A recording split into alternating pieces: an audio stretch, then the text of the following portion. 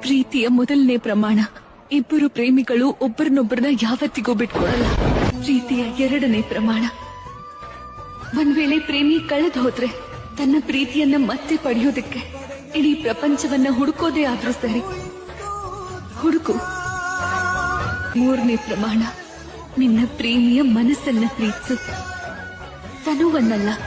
ಪ್ರೀತಿಯ ನಾಲ್ಕನೇ ಪ್ರಮಾಣ, ಅಕಸ್ಮಾತ್ ಪ್ರೀತಿಯಲ್ಲಿ ಪ್ರೇಮಿ ತಪ್ಪಾದ ದಾರಿಯಲ್ಲಿ ಹೋದ್ರೆ ಆಗ ಬಲದಿಂದಾದ್ರೂ ಸರಿ ಪ್ರೇಮಿಯನ್ನ ತಡೆಯೋದು ಪ್ರಥಮ ಧರ್ಮ. ಪ್ರೀತಿಯ ಐದನೇ ಪ್ರಮಾಣ, ಇಬ್ರು ಪ್ರೇಮಿಗಳು ಸದಾ ಒಬ್ರಿಗೊಬ್ರು ತಮ್ಮ ವಾಸ್ತವಿಕ ಸ್ವರೂಪದ ಪರಿಚಯ ಮಾಡಿಸ್ಬೇಕು.